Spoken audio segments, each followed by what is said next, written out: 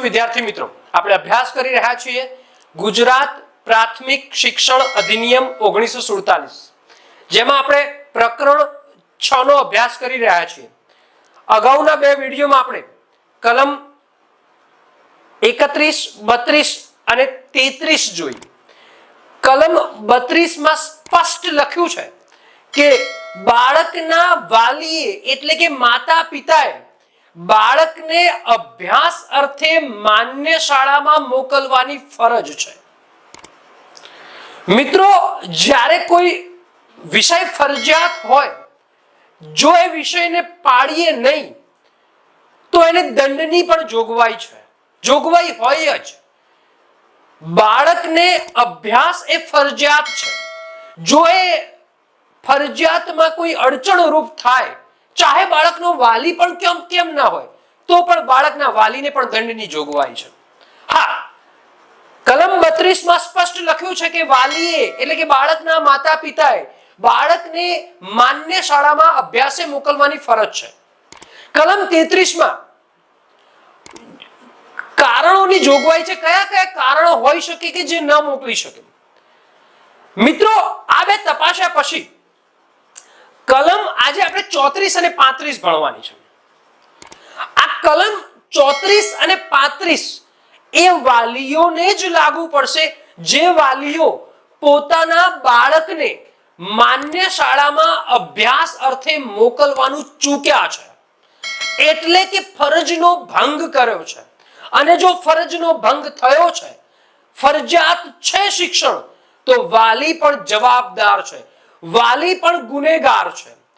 તો આજે આપણે એ સમજવાનું છે, જો વાલી બાળકને અભ્યાસ અર્થે નથી મોકલી શક્યો તો વાલી ઉપર કઈ રીતની પ્રક્રિયા કરવામાં આવશે, અને જો વાલી કસૂરવાર જણાય તો વાલીને કેટલો દંડ થશે, કઈ રીતના દંડ થશે, અને દંડ કર્યા પછી પણ જો વાલી એ ભૂલ ચાલુ રાખે છે તો આગળ કેવી રીતના દંડ થશે, એ સંપૂર્ણ જોવાનું છે.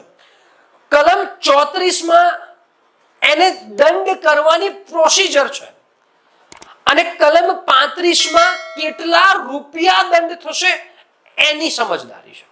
મિત્રો, યાદ રાખજો, પ્રકરણ 6 એ રદ કરી દીધેલું પ્રકરણ છે.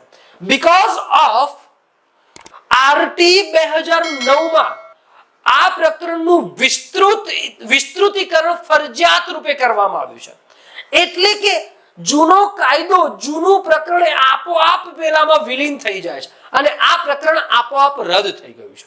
મિત્રો, છતાંય પણ અગાઉના પેપરો ચેક કરતા આ પ્રકરણમાંથી પ્રશ્નો પૂછાયેલા છે. એમાં પણ સૌથી વધુ પ્રશ્નો 34, 35, 36 અને 37મી કલમના છે. મેં તો મારી સંપૂર્ણ ફરજ નિભાવી છે.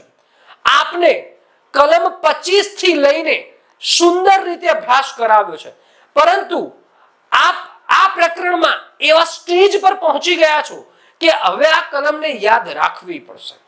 જોઈ લઈએ છે કલમ 34, વાલીને દંડની પ્રોસિજર. વાલી ભૂલ કરી છે એ સાબિત થયા પછી પ્રોસિજર શું કરવાની છે, અને જો વાલી કસૂરવાર છે તો કેટલા રૂપિયા દંડ થશે ને કેવી રીતના થશે. જો વાલીને દંડ કર્યા પણ પછી પણ વાલી બેદરકાર રહે છે, પોતાના બાળકને અભ્યાસ અર્થે નથી મોકલતું, તો આગળ કેવી રીતના દંડ ચાલુ રહેશે એ કલમ 35 માં સમજાવ્યું છે. સમજી લઈએ મિત્રો, કલમ 34 અને કલમ 35 ને બાળકોના શિક્ષણનો અધિકાર અને નિયમો. મિત્રો, આપને જો આ વિડિયો ગમે, આપ ગુજરાત સરકારમાં શિક્ષણ વિભાગમાં એક્સટાટ, સીઆરસી, બીઆરસી, ડીઈઓ, ડીપીઓ કે જીઈએસ વર્ગ 2 ની તૈયારી કરી રહ્યા છો, તો આ અધિનિયમ એ અભ્યાસક્રમનો પ્રથમ મુદ્દો છે. અભ્યાસક્રમમાં પ્રથમ એક કરીને લખેલું છે ગુજરાત પ્રાથમિક શિક્ષણ અધિનિયમ 1947. સમજવો જ રહ્યો, ભણવો જ રહ્યો, અનુસરવો જ રહ્યો, અને આપ જોબમાં લાગ્યા પછી આ અધિનિયમ તમારે સમજ્યા હશે તો તમારી કાર્યરીતિ એ સરળ રીતે થશે. જોઈ લઈએ મિત્રો આગળ, મુખ્ય ઉદ્દેશ દરેક બાળક શાળાએ જાય, પહોંચે. કલમ 34 અને 35 નો ઉદ્દેશ જ એ છે, કલમ 34 અને 35 બનાવવામાં જ આવ્યો છે કે દરેક બાળક શાળાએ ફરજિયાત જાય, એમાં કોઈ પણ અવરોધ ન બને. ભલે જ બાળકનો વાલી હોય એટલે કે માતા પિતા હોય તો પણ એ ભણતરમાં, બાળકના અભ્યાસમાં, બાળકના શિક્ષણમાં અવરોધ ન બનવો જોઈએ. એ આ કલમનો ઉદ્દેશ છે. જોઈ લઈએ કલમ 34, શાળાએ મોકલવાનો હુકમ. અધિકારી બાળકને એટલે કે માતા પિતાને એક હુકમ કરી શકે છે કે આ તારીખથી તમારે બાળકને ફરજિયાતપણે શાળાએ મોકલવાનો છે. જોઈ રહીએ એની પ્રોસિજર. પ્રથમ એ જે પણ અધિકારી છે, જે પણ નિરીક્ષક છે, એ પહેલા વાલીને સાંભળશે કે વાલી કેમ બાળકને શાળાએ મોકલતો નથી. શું બાળકને બીમારી છે? શું બાળકને કોઈ તકલીફ છે? એવી પરિસ્થિતિને સાંભળશે, જોશે, માતા પિતાનો પક્ષ જાણશે. ડાયરેક્ટ હુકમ ક્યારેય ન કરી શકાય. આપ એક અધિકારી હો તો ડાયરેક્ટ કંઈ ન કરી શકો. પહેલા પક્ષને જાણશો, એ જાણ્યા પછી એ પક્ષને એનાલિસિસ કરશો, તપાસ કરશો. શું વાલી સાચું બોલે છે? એ જોવું પડશે. કેટલાય એવા વાલીઓ છે કે બાળકને નોકરીએ મોકલી દે છે અને જ્યારે વાલી સંપર્ક કરવા શિક્ષક જાય છે ત્યારે વાલી કહે છે કે બાળક એના મામાના ઘરે ગયું છે, બાળક બીમાર છે એટલે નથી આવતું. આવા કારણો આપી દે છે. બસ મિત્રો, વાલી ખોટું બોલે છે કે સાચું બોલે છે? એકચ્યુઅલી બાળક તો નોકરીએ છે, તો એ તપાસ કરવી પડશે. યોગ્ય તપાસ, જરૂરી હકીકતો ચકાસવી. પ્રોસિજર 1, વાલીને સાંભળવાની તક. પ્રોસિજર 2, જે વાલીએ કહ્યું છે એની યોગ્ય તપાસ કરવી. અને તપાસ કર્યા પછી વાલી ખોટો જણાય, વાલી કસૂરવાર જણાય, વાલી પોતે જ પોતાના બાળકને નથી ભણાવવા માંગતો, વાલી બાળકને તો ભણવું છે પણ વાલી નથી ભણાવવા માંગતો, વાલી જ કસૂરવાર છે, જવાબદાર છે, તો અંતિમ હુકમ કરવામાં આવે છે. માન્ય શાળામાં મોકલવા માટે તારીખ નક્કી કરી દેવો. એ હુકમમાં કહી દે છે કે ભાઈ તારે 30/6 માની લઈએ 2026 થી બાળકને માન્ય શાળામાં મોકલવો જ પડશે. It's mandatory. હુકમ જાહેર થઈ જાય છે. જો 30/6 પછી નથી મોકલતો તો પછી સ્ટેપ 2 સ્ટાર્ટ થાય છે, દંડ ચાલુ થાય છે. એટલે અહીં આપણે કલમ 34 માં પ્રોસિજર સમજવાની છે કે પહેલા વાલીને સાંભળવાનો છે, પછી યોગ્ય તપાસ કરવાની છે, અને જો વાલી કસૂરવાર જણાય તો અંતિમ હુકમ જાહેર કરવાનો છે. એ હુકમમાં શું લખવાનું છે? માન્ય શાળામાં મોકલવા માટે ચોક્કસ તારીખ વાલીને આપી દેવાની. જોઈએ આગળની વસ્તુ. સત્તાની સોંપણી કોને? કોણ હુકમ કરી શકે? હુકમ કરી તો શકે કોણ? બધું તપાસ્યા પછી તો બોર્ડના સભ્ય. આપ જાણો છો કે 12 થી ઓછા નહીં અને 16 થી વધુ નહીં એટલાનું બોર્ડ બનેલું છે, એના સભ્ય કરી શકે. બીજું વહીવટી અધિકારી. જ્યારે વહીવટી અધિકારી શબ્દ આવે છે ત્યારે હું વારંવાર કહું છું, કલમ 21 એ ડીપીઓ માટે છે અને કલમ 22 એ શાસનાધિકારી. આ વહીવટી અધિકારી હોય છે અથવા અધિકૃત અધિકારી. સરકારે નિમેલો, અધિકૃત કરેલો અધિકારી એ હુકમ કરી શકે છે. એટલે હુકમ કરવાની સત્તા 3 વ્યક્તિ પાસે છે, એક બોર્ડના સભ્ય પાસે છે, એક ખુદ વહીવટી અધિકારી કલમ 21 અને 22 મુજબ નિમાયેલો અધિકારી, અને ત્રીજો અધિકૃત અધિકારી, સરકાર દ્વારા અધિકૃત કરેલો અધિકારી એ આ હુકમ કરી શકે છે ચોક્કસ તારીખે મોકલવાનો. 3 પ્રોસિજર, 3 વ્યક્તિ હુકમ કરી શકે એ સમજ્યા. જોઈએ આગળ મિત્રો. નિર્ણય સામે અપીલ. હવે પ્રશ્ન એ થાય છે કે હુકમ તો કરી દીધો, નિર્ણય કરી દીધો, પરંતુ વાલીને એવું લાગે કે ના, મને બરાબર સાંભળ્યો નથી કે મારું બરાબર સમજ્યા નથી, હું સાચો છું, હું ખોટો નથી, તો વાલી હુકમ કર્યાના 30 દિવસ IMP 30 દિવસ IMP એકચ્યુઅલી મિત્રો આ પ્રકરણમાં કલમ 34, 35, 36 અને 37 આ ચારે ચાર કલમ IMP છે. 30 દિવસની અંદર હુકમની તારીખથી 1 તારીખે જો હુકમ કરવામાં આવે છે તો 30 તારીખ સુધી એ વાલી અપીલ કરી શકે. કોને? જિલ્લા શિક્ષણ નિરીક્ષકને અપીલ કરી. જો 30 તારીખ વીતી જાય છે એટલે કે 30 દિવસ વીતી ગયા પછી વાલી પાસેથી સત્તા હટી ગઈ છે. સમજો, વાલી જો અપીલ કરે છે જિલ્લા શિક્ષણ નિરીક્ષકને તો એ જોશે કે વાલી સાચો છે તો એ હુકમ રદ કરી દેશે. એ અપીલમાં પણ ધ્યાને આવશે કે વાલીના ગોળ ગોળ ફેરવી રહ્યો છે, વાલી ખોટો જ છે, તો એ હુકમને ચાલુ રાખશે.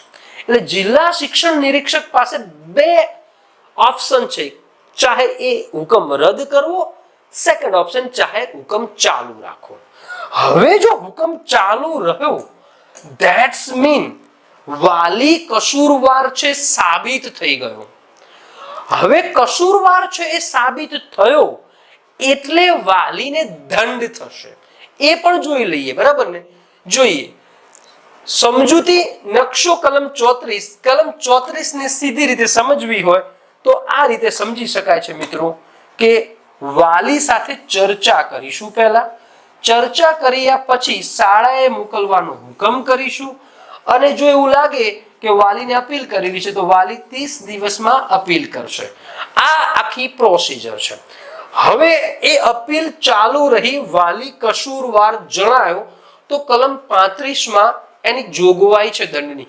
જો એ હુકમ રદ બાતલ થઈ જાય છે તો કલમ 35 ઉપર જવાની જરૂરિયાત જ નથી મગજમાં. પણ જો હુકમ ચાલુ રહ્યો છે તો કલમ 35 શું કહે છે? હુકમનો ભંગ અને શિક્ષા. હવે શિક્ષા કરવાની છે. જો હુકમનું પાલન ન થાય તો શું થાય જોઈએ છે. મિત્રો યાદ રાખજો કે આ અધિનિયમ 1947 માં બન્યો છે. હું 1995 માં મારા પપ્પા જોડે વાર્તાઓ સાંભળતો હતો. ત્યારે મારા પપ્પા બોલતા હતા કે બેટા, રૂપિયો તો ગાડાના પૈડા જેવો હોય. એટલે રૂપિયાની વેલ્યુએશન હતી. 95 ની વાત કરું છું. આ અધિનિયમ તો 1947 માં છે. આ અધિનિયમમાં વાલી કસૂરવાર જાહેર થાય છે તો 2 રૂપિયાથી વધુ નહીંનો દંડની જોગવાઈ છે. મિત્રો 2 રૂપિયા એટલે અત્યારના મૂલ્ય પ્રમાણે જોવા જઈએ તો 20 કહેવાય કે 2000 રૂપિયાનો દંડ. અત્યારનું મૂલ્ય એનાથી વધુ હશે. 1947 ના 2 રૂપિયા. જો એ 2 રૂપિયાના દંડ કર્યા પછી એ બાળકને ભણવા નથી મોકલતું તો પ્રતિ દિવસ 8 આણાનો દંડ. કલ્પના તો કરો જે તે સમયે સરકારે શિક્ષણ માટે શું કર્યું છે. મિત્રો દુઃખ જ એ છે કે આપણે વાલીને સમજાવીએ છીએ મોકલને પણ યાદ રાખજો અત્યારની પરિસ્થિતિ એવી છે ભય બિન પ્રીત નહીં. એક વખત વાલીને ચમત્કાર આપો, વાલી કસૂરવાર હોય તો નિયમ છે, જોગવાઈ છે, આખા ગામમાં એની અમલવારી થશે. આખું ગામ એને અમલ કરશે. પ્લીઝ મોકલને એ જ્યાં લાગુ ના પડે ને ત્યાં કલમ 35 વાપરવી જ પડે. ભલે પક્ષ ગમે તે હોય પણ મારો પક્ષ આ છે, વાપરવી જ પડે. અને જોગવાઈ છે યાર. પરંતુ છોડીએ આગળની વાત, જોઈ લઈએ. દંડની જોગવાઈ. મૂળ દંડ દોષિત ઠરે વધુમાં વધુ 2 રૂપિયા. એટલે કે 2 રૂપિયાથી વધુ નહીં. ઓકે, 2 રૂપિયાથી વધુ નહીં. પછી પણ એ નથી મોકલતો તો રોજનો દંડ ભૂલ ચાલુ રહે તો પ્રતિદિન 8 આના. વિચાર કરો, એ વર્ષ 1947 આના ચાલતા હતા મિત્રો. અહીં તો રૂપિયો નથી ચાલતો, વેલ્યુએશન ઘટાડી દીધી છે. તો મિત્રો આ છે જોગવાઈ. હવે આપણે 34 અને 35 ની કલમને મસ્ત રીતે સમજી લઈએ છે. એ પહેલા મિત્રો જોઈ લઈએ કે કેવી રીતે એને કરીશું જોગવાઈની જાણ. તો પહેલી રૂબરૂ રજૂઆત કરીશું, બરાબર. બીજું રજિસ્ટર પોસ્ટ એડી થી રજિસ્ટર. ફરિયાદ કઈ રીતે માન્ય ગણાશે? કોર્ટ ક્યારે વિચારણા કરશે? કોર્ટ ક્યારે વિચારણા કરે? ફરિયાદ કરવાની માન્ય કઈ તો એક રૂબરૂ રજૂઆત, બીજું રજિસ્ટર પોસ્ટ. હવે રજિસ્ટર પોસ્ટ આ જમાનામાં મારે તમને પોસ્ટ સમજાવવું, વોટ્સએપ ને એ બધા જમાનામાં અઘરું છે, પણ રજિસ્ટર પોસ્ટની ઉપર એક બીજું કાગળિયું સ્ટેપલ કરવામાં આવતું હતું. માની લઈએ કે તમે જિલ્લા શિક્ષણ અધિકારીને એક કાગળ લખો છો,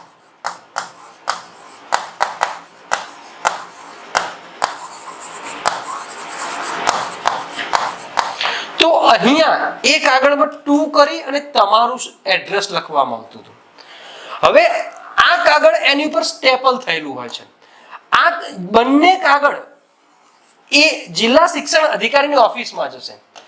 તો આ કાગળ એ રિસીવ કરશે અને આ કાગળ ઉપર રિસીવ કર્યાનો સિક્કો મારી આવશે અને આ કાગળ રિવર્સ તમને મળશે અને તમે સાચવશો.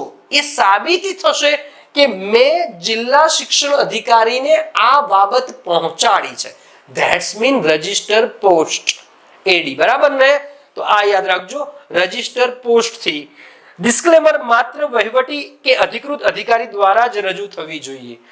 ઓબ્વિયસલી છે કે જે છે વહીવટી અધિકારી કે અધિકૃત અધિકારી દ્વારા જ રજૂ થવી જોઈએ, બરાબર ને?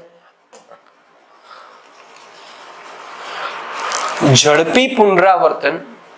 આ આખો કદાચ વિડિયો ન જોયો હોય તો સીધી ને સાદી વાત, આટલી સ્લાઇડ તમે સમજી લો એટલે કલમ 34 અને કલમ 35 પૂર્ણ થશે.